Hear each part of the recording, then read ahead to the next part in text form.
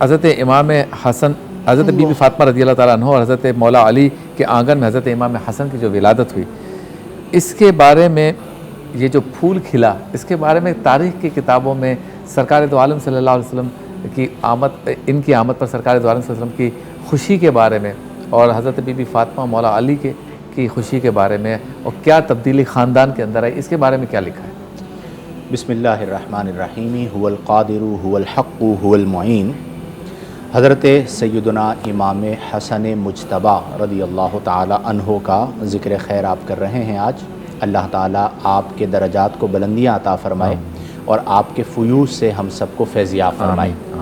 امام حسن مجتبی رضی اللہ تعالی عنہ مولائے کائنات رضی اللہ عنہ کے بڑے شہزادے ہیں، اور آپ کی آمد مبارک کی خبر آپ کی ولادت سے پہلے بصورت خواب اہل خانہ کو مل چکی تھی۔ صحیح۔ حضرت سیدتنا ام الفضل رضی اللہ تعالی عنہا، جو نبی کریم صلی اللہ علیہ وسلم کی پیاری چچی جان ہیں، انہوں نے خواب دیکھا اور نبی کریم صلی اللہ علیہ وسلم نے ان کی تعبیر بیان فرمائی کہ میری بیٹی فاطمہ کے یہاں ولادت ہوگی بیٹے کی، اور آپ اسے دودھ پلائیں گی۔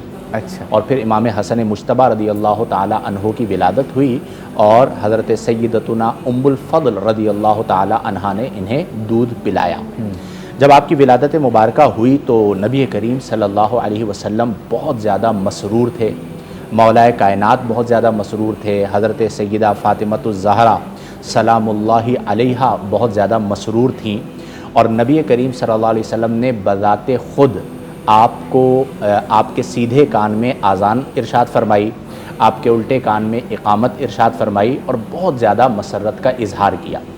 نبی کریم صلی اللہ علیہ وسلم سے جو امام حسن مجتبی کا تعلق تھا، اس تعلق میں چونکہ 7 برس تقریباً امام حسن مجتبی رضی اللہ عنہ نے نبی کریم صلی اللہ علیہ وسلم کی معیت میں بسر کیے، تو ان 7 سالوں میں آپ جانتے ہیں کہ 1 سال کا بچہ، پھر 2 سال کا بچہ، پھر 3 سال، 4 سال، 5، 6، 7 سال، یعنی یہ وہ عمر ہوتی ہے کہ آپ تو ہیں ہی پھول، لیکن اس عمر میں ایک خاص لطف اور ایک خاص روحانیت اور ایک خاص تعلق ہوتا ہے۔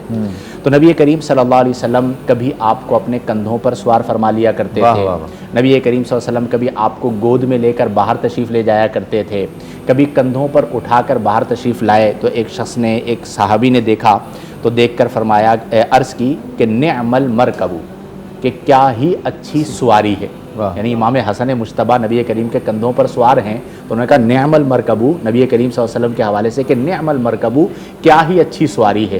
تو نبی کریم صلی اللہ علیہ وسلم نے یہ شان امام حسن مجتبی ہے کہ آپ نے فرمایا کہ یہ تو دیکھ رہے ہو کہ مرکب کتنا اچھا ہے، یہ نہیں دیکھتے کہ نعم الراکب ہوا، یہ جو راکب سوار ہے میرے کندھوں پہ حسن مجتبی، یہ کتنے اچھے ہیں، کیا ہی اچھا سوار ہے۔